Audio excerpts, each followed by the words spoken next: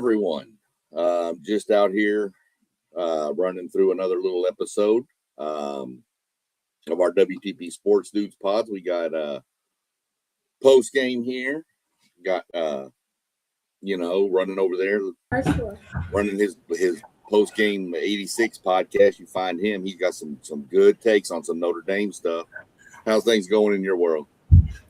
Man, everything is lovely. Why I can't see you on the screen though? I don't know. Myself and add myself back. Let me try this. There we go. Let's go. Yeah, that'll work better. I don't know what's going on. No, not that one. Let's go with that one. We'll just leave it there. Cool. Yeah, I don't know. That was weird. I was like, where am I? But you could hear me, so I knew I was alive. I just didn't know where I was.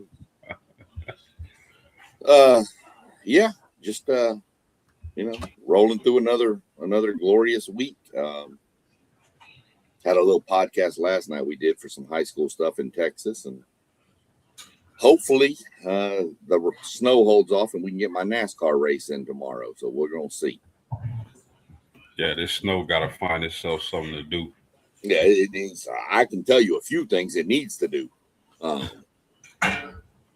Man, I am sick and tired of looking at it. Yeah, got a little college basketball action going on tonight.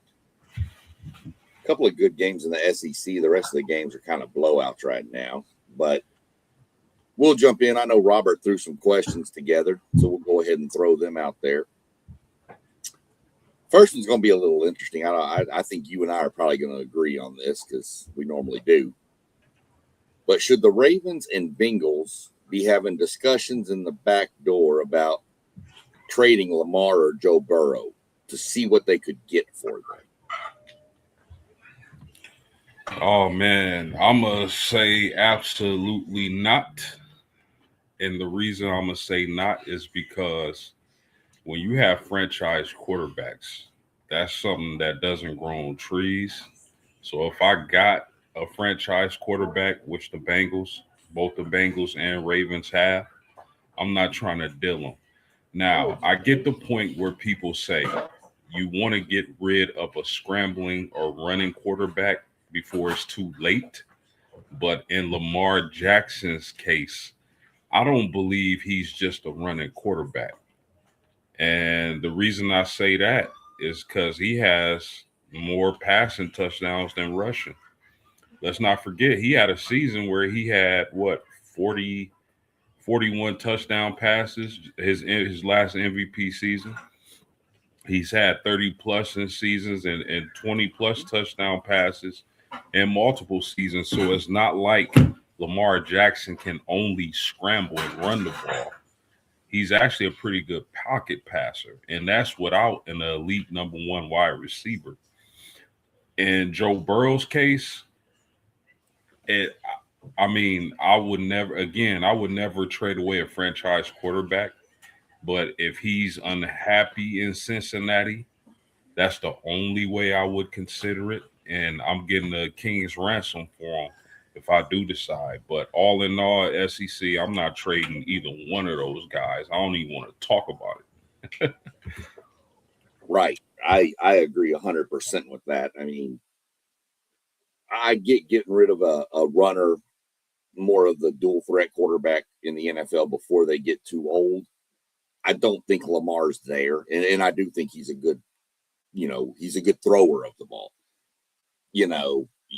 He's not like a Vince Young who was really good running, but didn't know where the ball was going to go when he did throw it.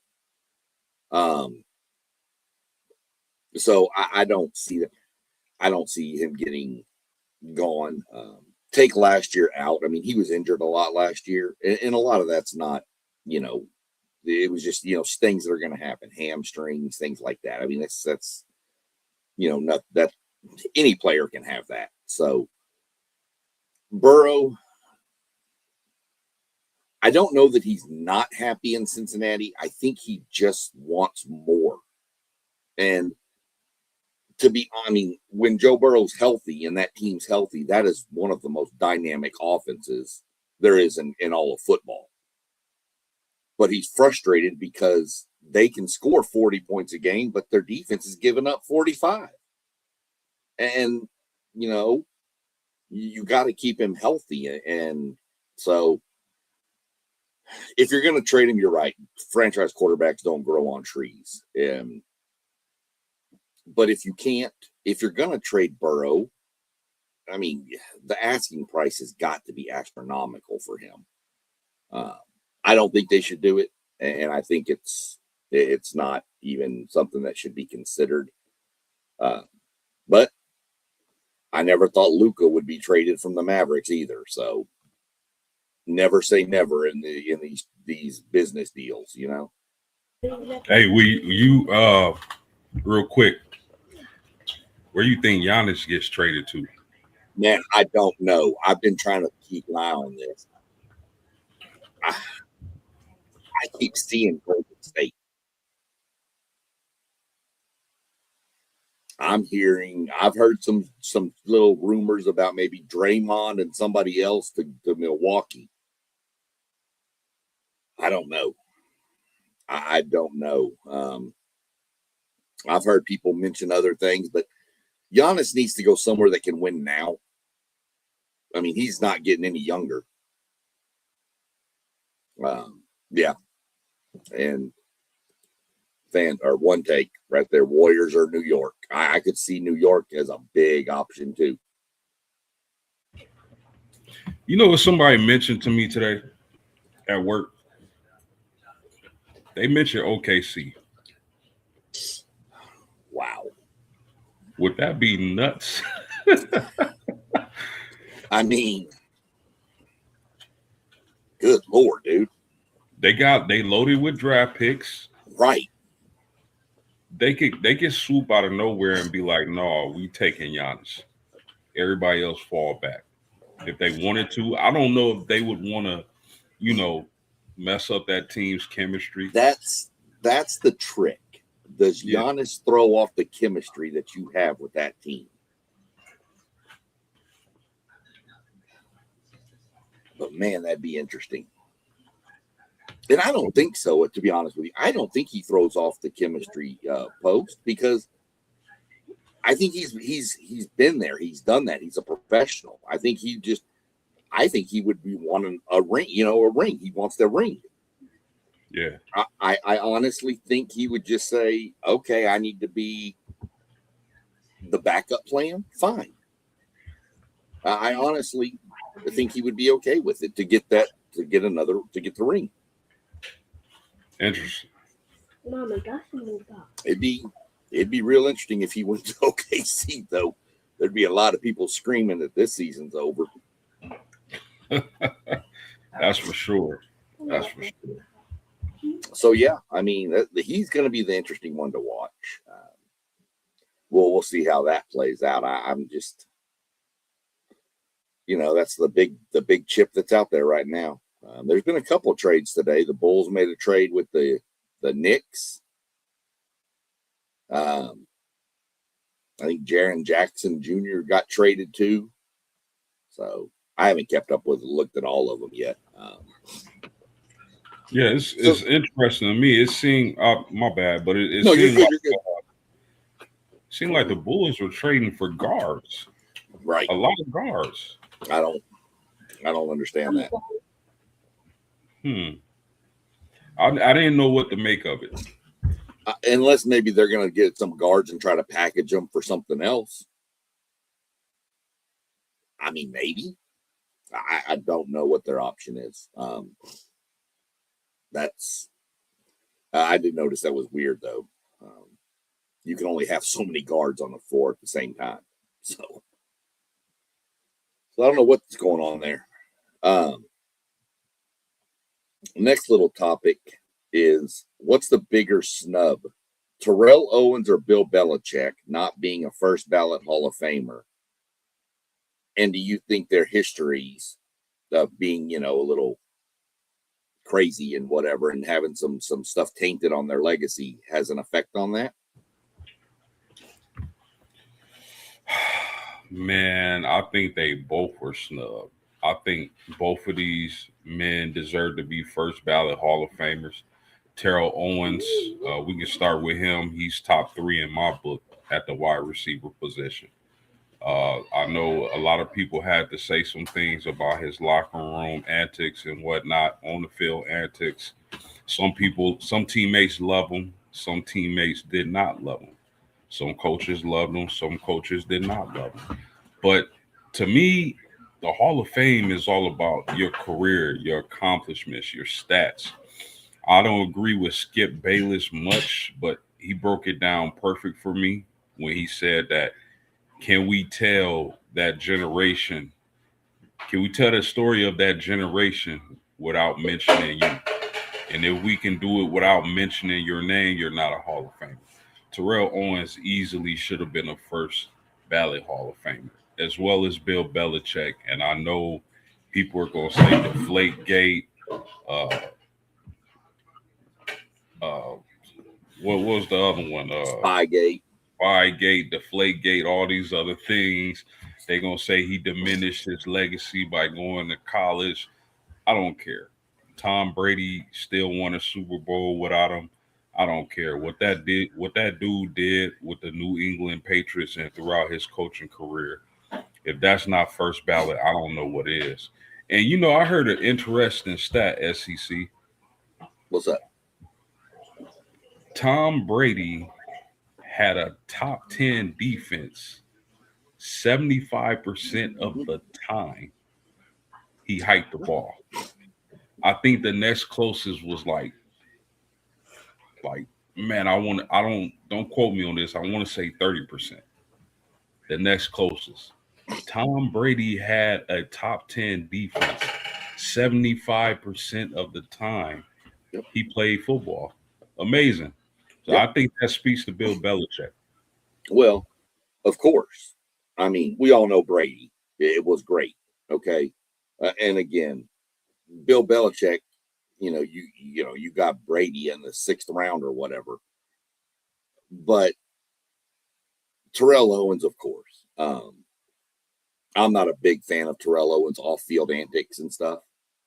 Never was, but you're dead on. A Hall of Fame is the Hall of Fame, not the code of conduct. The dude's not in jail for murder or anything like that. He was a little crazy sometimes. Name me a wide receiver that isn't a little crazy sometimes. So Terrell definitely should have been. Bill most definitely should have been in. I'm sorry. I mean, there is no just. I get Spygate, Deflategate. You mentioned the dude needs to be in first ballot Hall of Fame. There's no reason he shouldn't be. So yeah, I think they were both snubbed, and I think their so-called tainted histories is the reason why. And I don't think it's right for either one of them. I'm sure there's numerous other people in the Pro Football Hall of Fame that probably did worse than T.O. did and Belichick. So, yeah, I don't. Yeah, I love T.O. I mean, Doug Jones, I love T.O. Never took a playoff. Yeah, you're right. I mean, Tom, I don't know who that is, but this person. I don't either. You know what really made me love T.O. as far as his game was him breaking his leg and still playing in the Super Bowl and having a great game in the Super Bowl. Right. I still don't know how you do that. That was amazing. They should have won that game. Oh, easy. But I don't get that. I don't see how you do something like that to your leg as a wide receiver and play. I don't understand that. I mean, shout out, because it sure as hell ain't going to be me. I'm going to be laying on the ground grabbing my stuff. All right. But so, Jaron Jackson went basketball purgatory is what FanDuel said. I don't know where basketball purgatory is. Utah. Is that where you went? Yeah. Okay. I never realized it was basketball purgatory, but okay. Okay. Now, see, look at that. Learn something new every day. Um, so we'll get into a little bit of the Super Bowl is what, 5 days away, 4 days, something like that.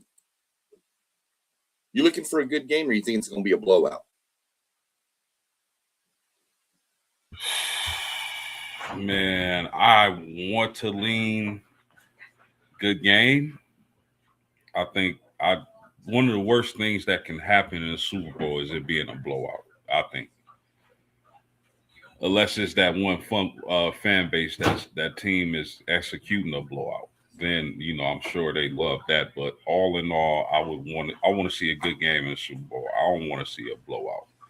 I think a lot of people think Seattle uh, is this juggernaut team, and believe me, Seattle is definitely a great team. But are they unbeatable?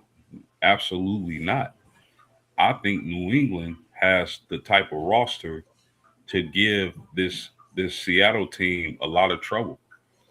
Do I favor Seattle in this game? Absolutely. But I don't think it's going to be one sided, as I've been hearing a lot of lately. They just think Seattle is going to wipe New England off the field, and I don't think that's going to be the case. So I'm a lean towards a close game. I really like Drake May. I like those running backs with Stevenson and the kid from Ohio State. I think Stephon Diggs is going to be a load to deal with. And a lot of people aren't talking about the corner Gonzalez from New England. I would have him shadowing uh, JSN all game. I don't care where he line up at. You stay on JSN because low key, Gonzalez is one of the better corners in the NFL. And I think for them to have some success against Seattle, he has to cover him 24/7. Yeah, see, I agree. I think he has to. Um, there has to be a mirror coverage with him wherever he is. You are. Um, I do lean Seattle in this game. I do think I lean Seattle, but I'm not going to be totally shocked if New England wins it. Um, I do think New England has the roster. I think New England has the coach to keep that roster, laser focused. Um, a lot's going to depend on May. I mean, how do the two quarterbacks really handle this spotlight, so to speak? It is going to be the telltale, and I think at least Darnold has some playoff experience, I believe, with Minnesota. So, I mean, it's not the Super Bowl, but it's still playoff more experience than Drake May has. I do like New England's running attack, and if New England can run the ball, I think that's going to be their key in this. Is they have to take the pressure more off of May. I think more than Seattle has to take the pressure off of Darnold, if that makes sense. Um, I expect a close game. I know I just looked it up. The line is Seattle is favored by 4.5.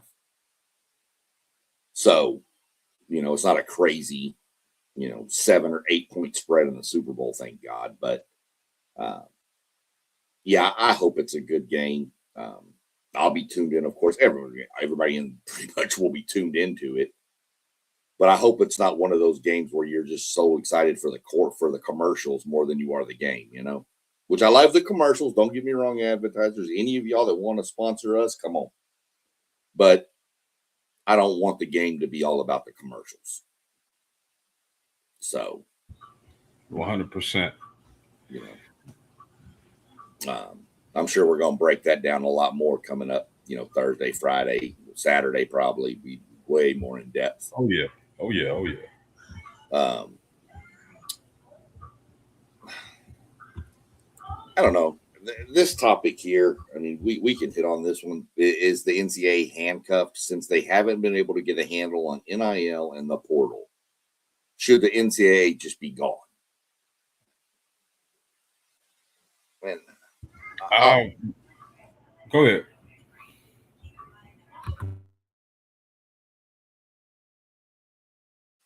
All right, I'll go then. I think they don't have any teeth. I think they're afraid of everything that moves. They're afraid of the shadows. Anything that moves freaks them out. You now got the kid from Tennessee, Joey Aguilar, suing for another year. They're not doing anything about it. They're just letting the courts handle it all. So what purpose does the NCAA serve? If the NCAA can't come out and say, this is the rules, this is how it's going to be, and enforce it, then what purpose are you serving? Get out of here. Just let the court system, I guess, and let the conferences figure out how they want to do things themselves. I mean, I don't know. That's just how I feel about it. I feel the NCAA is pretty useless right about now. Yeah, I agree 100%. I don't, at this point, SEC, I don't even understand what the NCAA function is at least when it comes to the football side of things. Like, I don't get it. All their decisions are overturned. You know, they can't get the portal and NIL controlled. Like, I think we seeing the beginning of the end for the NCAA when it comes to football. They're gonna pretty much govern themselves. They're gonna find some way or some entity. But I mean, Rob's dead on with this question. The NCAA has zero teeth. 100%. I mean, 15 years ago, you never heard of the NCAA asking for Congress to help. They wanted Congress to stay away because they didn't want to know about all these under table deals they were cutting. But now they're like, we need help. And I'm like, what do you need help for? You're the governing body. Make a rule. 5 years. Okay, now we all know I have 5 years I can play football. You can transfer one time, and then after that, you lose a year of eligibility. Okay, now I know this. Your roster, you get $20.5 million to spend on your football or your athletic program, however you choose. Okay, and you have to document in contracts the money. Make rules and stick by them. So, I mean, you know, sports league pro teams, baseball, basketball, football, hockey have rules that the school. Now, baseball's a little different. We won't even get into that because the Dodgers are just spending whatever they want. But they have salary caps. And if you go over, yes, you can go over, but there's a penalty. You know, and if you go too far under, they also used to, I don't know if they still do, they used to penalize for not spending enough to be competitive. So you're telling me that you can't figure out how to follow one of those models and it's already laid out for you. The NCAA could go to these sports leagues and be like, can you help us write rules? I bet they'd help them.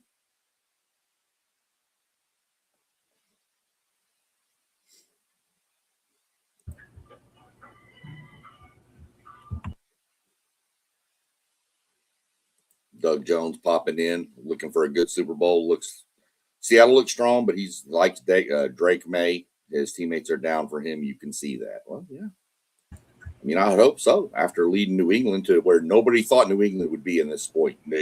Nobody, and maybe the diehardest New England fan, but nobody else even had New England in the playoffs. Yeah, I agree. I felt like Drake May was going to have a good season. I felt like they would improve. Did I see them winning the NFC East? Absolutely not. I thought Buffalo would. Did I see them making the Super Bowl? Absolutely not. So, I mean, kudos to them, man. But like you said, I don't think anybody called that one. No, nobody I would have known of. So congrats. I mean, hell, we went from there's previous podcasts we've done post game where we was talking about, is Baker Mayfield the MVP? And then about midway through the season, it kind of switched to, is Drake May the MVP? So, the growth of that kid is pretty good. I mean, he was good in college, don't get me wrong. But no, I don't think anybody looked at him as a franchise quarterback, did you? I felt like he could be developed. I Okay. didn't think his development would be this fast. He looks amazing. Like I always knew he had talent coming from North Carolina, Right. but I thought it would be a few years. Hey man, check this out though. The Clippers are trading James Harden to the Cavaliers for Darius Garland in a second round pick. I don't know if I like that trade for I wouldn't Cleveland. have did it. I wouldn't have did it. Harden's game's too. You got Donovan Mitchell there. Yep. Who's your scorer? Your scorer. Garland, he's a good point guard, man. Yeah. I don't know. I wouldn't have made that trade. I'm with you. I don't. Nah. Who else they getting? Darius Garland and who? Did they give up 2 or 1? So they traded James Harden for Darius Garland in a second rounder. I still think you gave up too much for Cleveland. Yeah. I mean to have Harden and what's my man's name? Donovan. Yeah, to have Harden and Mitchell. I don't know, man. I don't know. Yeah, I don't either. They're gonna have to show me with that one, man. Yeah, I'm gonna have to see something there because that just seems like you just traded for a player you already have on your roster, and you gave up something you probably don't have on your roster. Yeah. No dice for me. Yeah, me neither. I'm with you. So speaking of the NBA, good little segue there. I like what you did. Wanted to know, will you see the NBA move to a different country with the All-Star game? Like maybe it goes to Brazil or Mexico or somewhere else. Do you ever think it would leave to go to another country?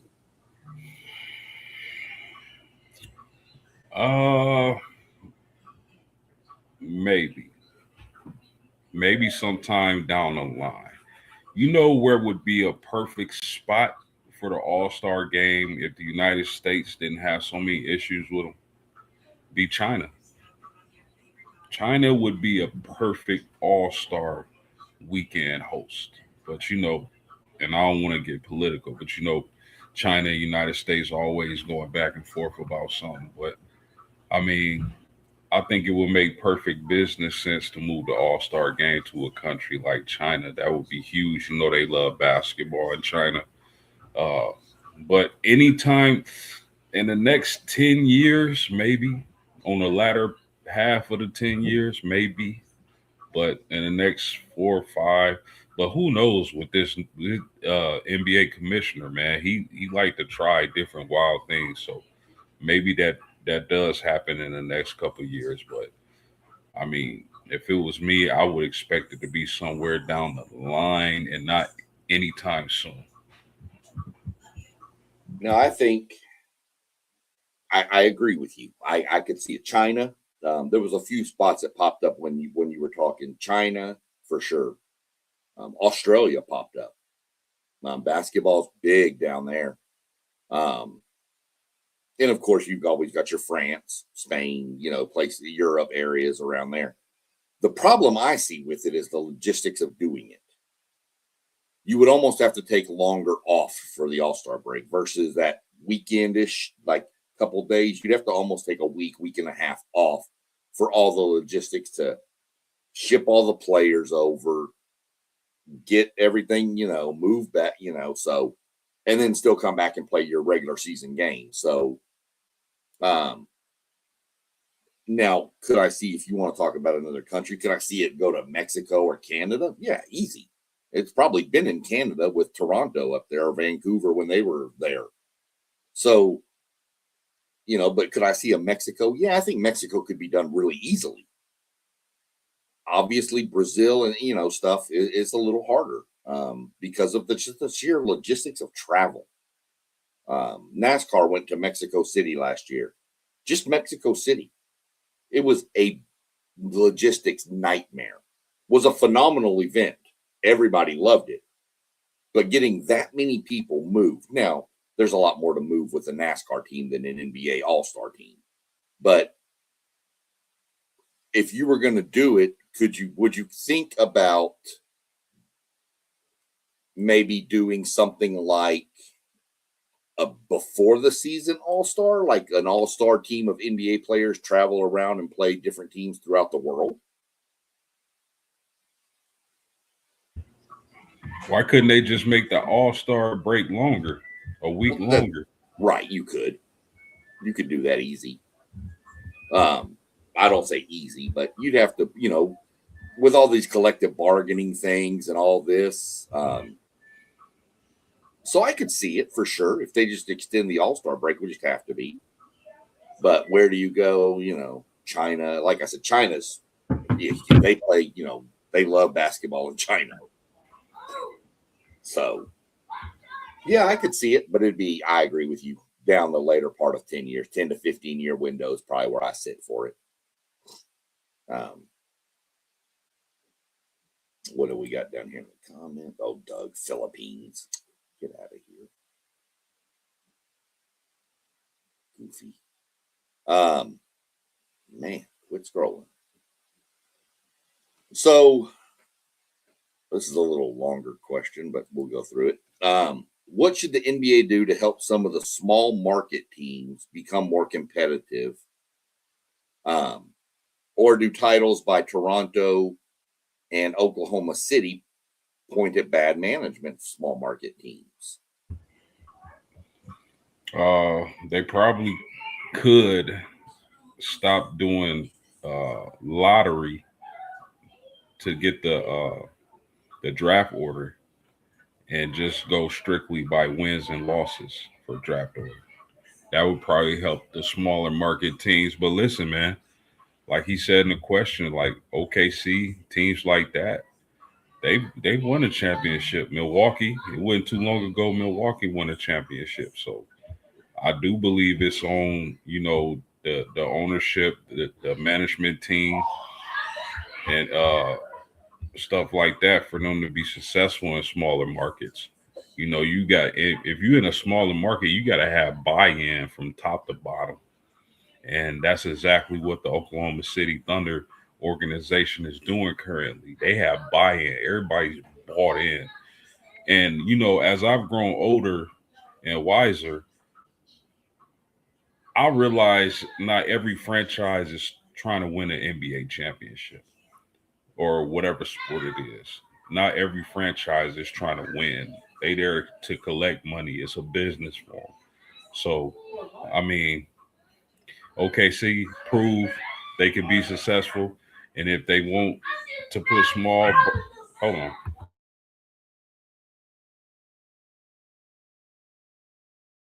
So yeah, while he's handling that, I agree with him.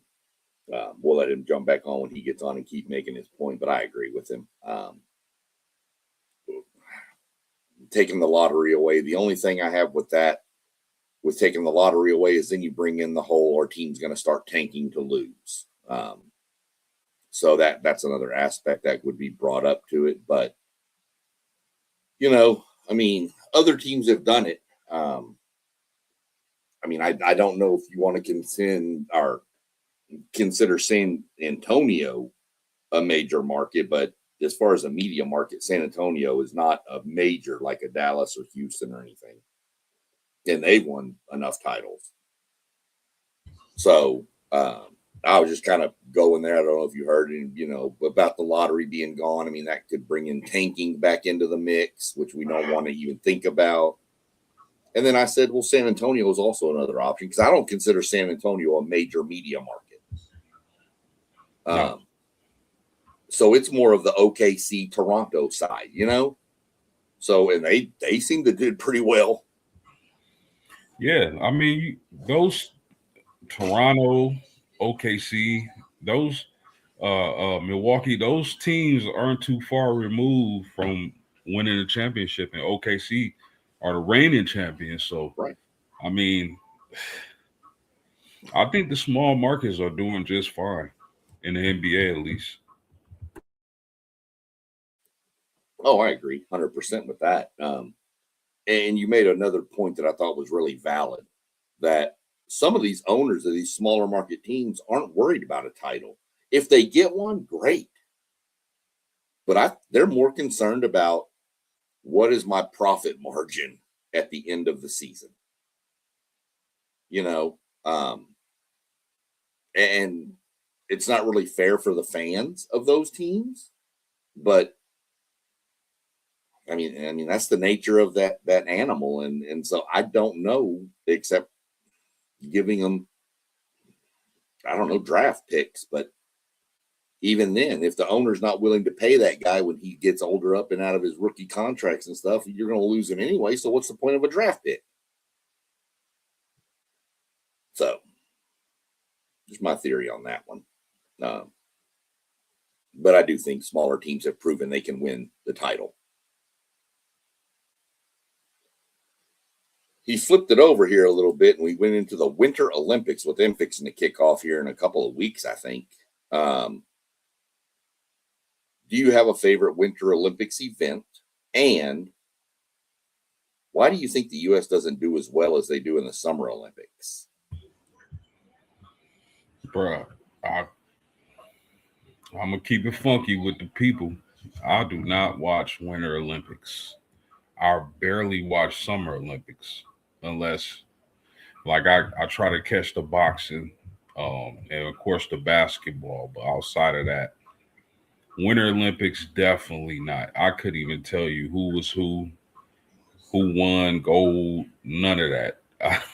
I haven't. Winter Olympics, what is that, like skiing, snowboarding? Yeah, I don't think I've ever watched that, my man. And, the other part of the question, uh, I have no clue. So the floor is yours.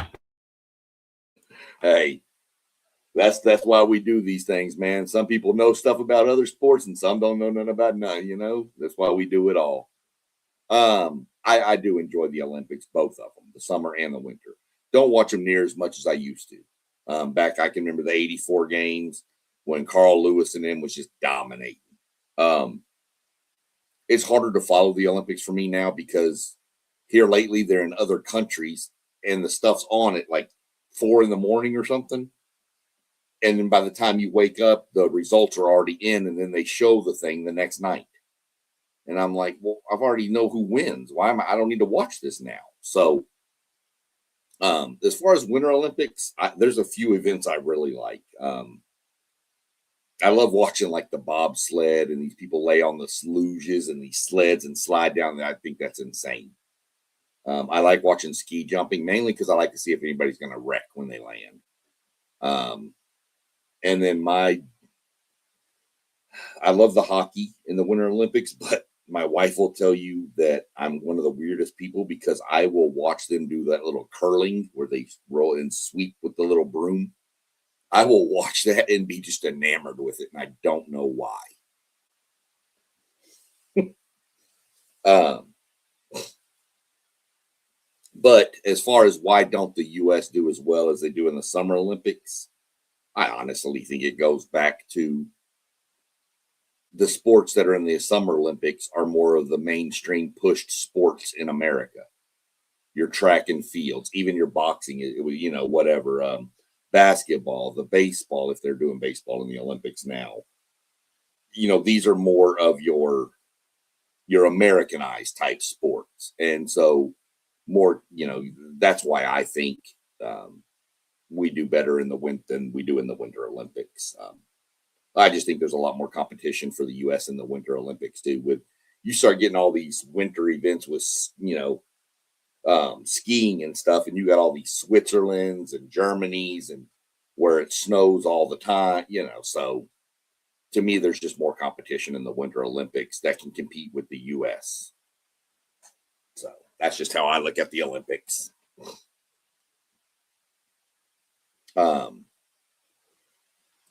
Through this, When a college athlete's eligibility runs out, should they be allowed to appeal? Or should the appeal happen a few years before their eligibility runs out? I think they should be able to appeal, like during their last year. When if they don't really know, like if they try to appeal for another year, their sophomore year or freshman year, like they don't. By the time you a fourth or fifth year senior, you already know, your career trajectory. Like you know where you probably going in the draft. You know if this team doesn't want you or that team wants you or whatnot. So I don't think they need to push it back. I mean, maybe you can convince me otherwise if that's your argument, but I don't see any reason for them to declare early. Maybe if they get hurt, a devastating injury, and they like, okay, I want to stay in college, and I know I'm gonna need so many years to get back to where I want to be, or whatever the case may be. Maybe then I can see it, but I don't think, that's kind of. Don't you think that's a little disingenuous? You trying to apply for an extra year eligibility as a freshman or sophomore? So I mean, I would keep it as it is. Although I think you should only be allowed to have 5 years of college unless something devastated happens to you. Then I can see another year. But 5 years, keep it moving for me. Yeah, I'm spot on with you with the 5 year thing. I understand the injury thing. Let's say it is your like fourth or fifth year, and you second game of the season you shatter your knee or your leg and you're out. I believe maybe then you should get an extra year for like a medical redshirt year. I can give you that. But these guys that have played 4 years or 3 years in JUCO, Joey Aguilar is the prime example from Tennessee. Played 3 years in JUCO and 2 years in Division One. He's played for 5 years. He started playing in 2019. This will be his sixth year. You're done, man. You're done. And everybody talks about Owen Henneke, or I think that's how you pronounce his name. He's another one that's trying to get another year. But he came out in 2020, or no, it was Pavia. Sorry. Pavia came out in 2021. He's technically still under his eligibility years. So, should they be able to? No. Not apply as a freshman. You're right. A freshman or sophomore, bro. You may realize your junior year, you don't even really like football no more and just give it up. But yet you've already applied for another year, but you're not even going to play. And you're right. When you're a junior or senior, you know pretty well, okay, I'm going to get drafted or I need to put some more work in to get drafted. You pretty much know at that point of your career. So, I mean, if you're going to appeal, I guess, but let's just stop all this and just go 5 years flat. 6 with a medical red shirt if you have a devastating injury. And I'm not talking about I pulled a hamstring and missed 2 games. That's not a devastating injury, bro. The guy from A&M we've talked about with when he hurt his neck against Notre Dame. That's a devastating get another year of eligibility type stuff. This is getting out of hand post game. We spent more time in the offseason, and the offseason of college football is only a month old. We've spent more time discussing eligibility than we have basketball. There's something wrong with that mix of what we're talking about. In we should be talking Miami of Ohio won again tonight. They're still undefeated. Yes, they haven't played the toughest schedule. We're not even talking about this. We're not talking about some of the other good games that are going on. We're talking about should this quarterback get a 7th year, 6th year? We're talking about the wrong things, I think. And I get these are topics that people want to hear and talk about. I get that. And I'm willing to give my opinion on anything, much as you are. I think we can find better things to talk about than eligibility. 100%. So let me ask you this. Go ahead. If you were the Lakers would have pushed LeBron James to waive his no trade clause and trade him to somewhere like Cleveland? Yes. The face of that franchise is not LeBron right now. It's Luka. LeBron, everybody who's watched me knows he is not my favorite player in the league. I don't really even like LeBron. What he has done for basketball is good, and he's great, and he's a great player. But he's kind of like that. You either love Isaiah Thomas or you hate Isaiah Thomas to me. It's just where I'm at with LeBron. He did a lot. He's done a lot for people in the city of Cleveland and stuff, and that's fine. He's not the face of your franchise anymore at the Lakers. You made the trade for Luka, and you're not gonna build around LeBron. You're gonna build around Luka. So if I was them, I'd say, look, this is the direction we want to go. We have the option to ship you back to Cleveland to play in Cleveland. Would you be willing? And you could have even made it sweeten the pot for Cleveland and said, give us a 2029 draft pick for him. So that's my thought process is I would have tried. You're more into the NBA basketball than I am, so let me get your thought on that. Here's the issue. I believe LeBron, his son plays for the Lakers, right? And you got his younger son who plays at Arizona. That's out west, right? So I think the issue was him not wanting to be that far away from his children. I think, I got some reservations about LeBron as an athlete, but I have none as a father from what I've seen from afar, right? But I think that with his son being a Laker and his other son being an Arizona Wildcat, I don't think he really wanted to go out to the Midwest at this point in time. Maybe in the off season, who knows? But I think that's the biggest issue for LeBron James because he knows he's not the man in LA anymore. He know that time has passed. It's Lucas teams now, so that would be the only issue I would see. Yeah, I didn't take the dad aspect into it, and I will say that he's not one of my favorite players in the NBA. That's all there is to it. But I will never. I'm not going to question the man's integrity and morale compass. I'm not going to do that. He's never done anything that made me think he's a terrible human being.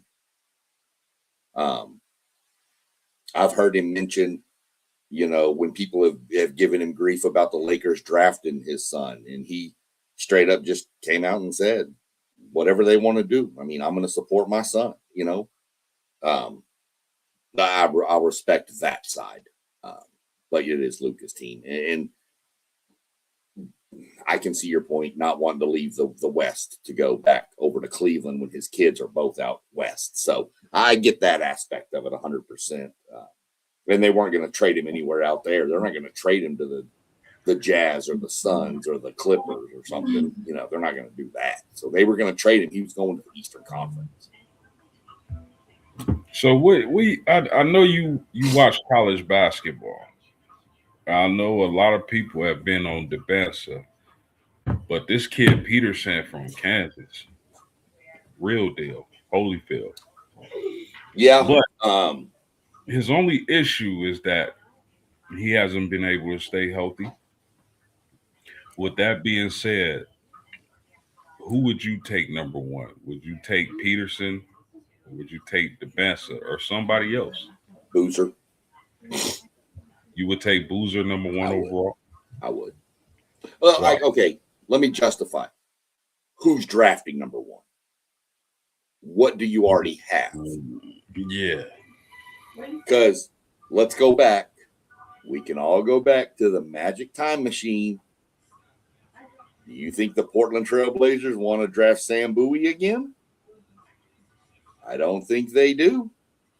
Absolutely not. But they had all said we already had Clyde Drexler. We didn't need Michael Jordan. Yep. Well, let me tell you a little secret. So, who's drafting number one? I like Boozer. I like him a lot. Yeah. I honestly think it's a three-way race for the number one draft pick, to be honest with you. Peterson is special, though. But he can't stay healthy. You're exactly right. And you're not seeing the full Peterson right now. I honestly think he's on the load limit right now to try to get ramped to play more as the tournament. We all know Kansas is going to be in the tournament. Let's just call it what it is. But do you want a 70% Peterson or a 95% when it comes tournament time? So I think Kansas, Bill Self and them are being smart, and they're letting him play. He played a half and barely played played a little bit in the second half. And then you'll start seeing that amp up to where he'll be doing, 16, 15 minutes and a half, 15 minutes and a half. You'll start seeing it amp up. But I honestly think he's electric. He's fun to watch, but he's got to stay healthy. And I think AJ, to be honest with you, I think you even mentioned this too. When teams have wanted to, they've shut him down. Good teams. Okay? Oh yeah. Arizona put the clamps on him. Kansas put the clamps on him. Pretty much. He's going to get his numbers eventually. But when he comes across a good team, they have a way to stop him. So if you're the number one draft pick, you're probably not going to a real good team in the NBA. So people are going to focus like we're focusing on Cooper Flagg most of the year for Dallas. Let me stop Cooper Flagg. But I'm not sure you can go wrong with any one of them based on what your needs are at that time. Good question, though. I agree with that. Yeah, I agree with that. I don't think you can, and maybe even you throw a Caleb Wilson in there. I really like Caleb Wilson from North Carolina. Just an athletic freak, double guy, get you some blocks as well. Maybe he's right outside those three, but definitely the top three. Still got Toppin. You still got who? Toppin. Still got Toppin. Haggerty. Right. Yeah, it's bruh. I seen a mock. The first 12 picks were all freshmen. This freshman class is nasty. Yeah. I mean, we've had the Fab Five in our generation that we thought would never be seen again, that kind of talent. And bro, this group, now that was one team. This group has, good Lord. I mean, everywhere you turn around, there's a freshman dropping a 40 piece on somebody. I'm like, what? And the other weekend, what was it, like 3 or 4 freshmen scored 40? The kid from Houston, the kid from Illinois, AJ, and another one, I think, from Auburn. It was a kid from Arkansas. That point guard from Arkansas is nice if you ain't watched him, number 5. Ed Cuff? Yeah. I like him. Yeah. Yeah, he's nice. You talk the freshman from Illinois, too. I can't remember his name. Yeah, Williams or something like that, maybe. Yeah, he been getting off, too. Yeah. He had 40 something that night also. Yeah, I've never seen that many freshmen score like that. It's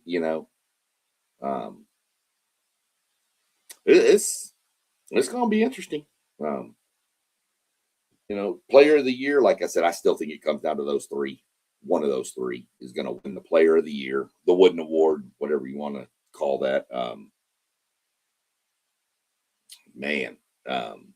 We talked about it the other day. I still think Arizona's your front runner for national title pick, but I wouldn't be surprised if Duke, wouldn't be surprised if Kansas got hot. There's so many other teams that could just get hot. But we didn't even really mention UConn. UConn's like that team that's always really good. They're like the East Coast Gonzaga. You don't ever hear about them really. You don't pay attention to them until it's too late and they're in the dang Sweet 16 and the Final Four and raising the. That's what they are. They're the East Coast Gonzaga. Yeah, definitely. On the men's side, women's Right. side, they just dominate. Yeah, women's side, you can. I've penciled them in all the way through the bracket already. God, they're bad. They're good. Yeah, And that amount of sustained success in any sport is insane. yeah, that's nuts. Man, That's nuts. You know, you got throw these last two questions he's got out here. Should coaches have to finish out their contracts before they can be hired elsewhere? If you're not going to hold players to contracts, why are you going to hold coaches? Nah, I mean, if they were going to do that, they should have did that decades ago. You know what I mean? Like, Yeah, it's too late for that, man. Yeah. It's like that. Nah, man, it's too late for that. That's over and done with. And then, his last one was, should there come a time where coaches can only sign a year-to-year contract? Never happened. I don't see it happening. Is it nice in theory? And I understand his point to kind of stop all these buyouts and stuff. I understand his point. Good point to make, but these coaches aren't negotiating their own deals anymore. They've got all these agents. This Jimmy Sexton guy, everybody's heard him. He's got like half the coaches in his thing. Jimmy Sexton's not going to be like, if I'm A&M and I want Marcus Freeman and I come and I'm like, okay, look, we'll give you 1 year at $8 million, but Notre Dame's offering me 10 years at $100 million. Well, why am I going to go take a 1 year deal when I may not have a job next year and I'm going to pass up?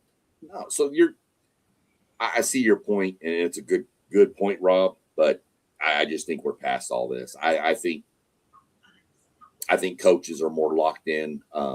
What I'd like to see go away is these huge buyouts for these coaches. I mean, when I get fired, I don't get a huge buyout from my company. Do you?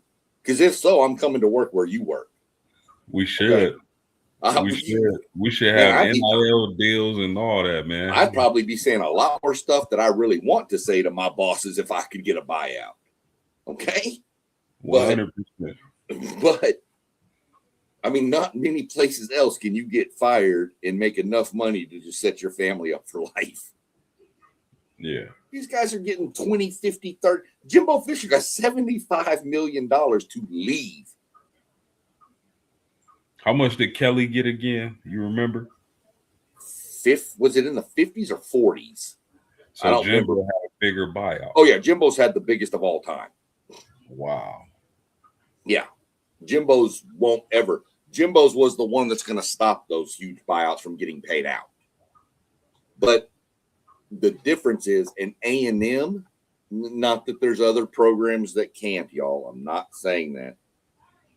But A&M's boosters paying $75 million off is a lot easier than, say, I don't know, pick a Oklahoma State, or that's a bad example because they got oil money up there. But you know what I'm saying? Like one of these, smaller Division I Power 5, Vanderbilt or something like that they're not going to have the money an A&M or a Notre Dame or a Texas or Ohio State would have to pay that buyout. Kentucky almost kept Mark Stoops for another year because they were afraid of his like $20 million buyout. So, these buyouts are just off the chain to me. I think it's way too much for some of what you get. Got a big game tomorrow night, post game. You're going to tune in, Alabama, Texas A&M, Alabama. SEC basketball? Yeah. Yes, Watch a little Bucky ball. Yeah, I'm gonna be tuned in, man. I actually haven't had a chance to catch your Aggies this season, so this would be a perfect opportunity for me to watch them against Bama. So yeah, I'll They're definitely be tuned in. they're fun to watch, man. They, like I said, I've mentioned they remind me of the old Nolan Richardson about Hogs days. Just up in your face pressure, shooting fast, playing fast, up tempo, shooting threes. It's just what they do. Um, Fun team to watch. One of the more fun teams to watch, for my mind, especially because of what we had with Buzz Williams. That offense was pathetic. And he's not doing well at Maryland right now. Yeah, Yeah, that'll be a good game tomorrow. I We got a know. couple of good games this week. I know. Big Monday. Next Big Monday is Kansas, Arizona. If I'm Is not. it really? Yep. Oh, yeah, yeah. That's going to be a good one right there. Where Oh is yeah. that? Is that at Kansas or at Arizona? It's at Kansas. Ooh. That's going to be a tough one there. Is A&M at home tomorrow? No, we're on the road. Um, we're on the road at Bama, and then we're home for Florida. Mm. Yeah, that's not a 2-game stretch. It seems like a lot of fun, but That's rough. well, like I said, with what we've done so far, I'm content with this team. The last coach hired one player on the roster, and you built this team out of the portal, and you've got them to gel. And I don't care what anybody says, you're 7-1 in the SEC right now. So I think he's done a hell of a job. How we're 7-1 in the SEC and 16 or 17-4 overall and aren't even ranked, I don't know. I don't think there's a ranked team in the SEC. Oh yeah, there is. Who's ranked? Let's see. Florida, Vanderbilt. Vanderbilt 15, Florida I don't know if I was 17. looking at- Yeah, you're right. We're just low. This isn't like last year. You had Auburn, Florida, all of them up near the top in the top 5, and this year your first SEC team is 15. But like you said, there's not a standout team in the SEC this year, but they've got some freakish athletes on every team. Yeah. So I don't really consider the SEC as a national title threat conference this year. I just don't see. Now, Florida could get hot and do it, but there'd be the one team I would think that could probably come out of this and do it. But You don't think A&M can do it? no, I think our lack of size is going to hurt us in the tournament as we get deeper. Mhm. But I don't know. Losing the kid from Indiana, Mbakpo or whatever, really hurt. Like I said, our center's like 6'8". So, but we're fast. We play guards and we shoot threes. So, who knows? Can A&M win the national title? No, I don't see it. If they do, y'all better just kick me off this because y'all will never. I will be so obnoxious it won't even be funny post game. But I think they can make a run. I could see them a Sweet 16. Seriously. And if you'd have told me under the circumstances Bucky McMillan came in and took over, he was going to have this team in the Sweet 16, I'll take that all day. For year one, and he doesn't even have his players on the roster yet, really, I'll take that. Oh, yeah. I'll take that even if next year is a step back while he's getting his players. I'll take it. Yeah. Because it shows that we made the right decision. Not every coach you hire, whether football, basketball, or baseball, is going to be a home run hire first season. Well, that's because you're a sensible fan. Some of these fans be wilding out, man. They expect you to win a championship your first year coaching. like you said, didn't even get the chance to get their players in. Yeah. The rebuilding season, get them out of there. It used to be when you had a new coach, and you can admit this too, you were given 4 years. Yep. The first 2 to 3 years were just kind of, they needed to see improvement from year 1 to 2, 2 to 3. But that year 4, that was supposed to be the year where you said, no, we're here. Didn't have to win a national title, but you better go 10-2, 11-1 in college football, something like that. Because you had to get your players that fit your system. Same with any other sport we've ever seen. Basketball, same thing. Baseball last year, Texas A&M, #1 preseason, super talent, most talented team in all of the nation. Didn't even make the NCAA baseball tournament. Their coach left to go to the University of Texas. The coach that took over was the hitting coach, and it just fell apart.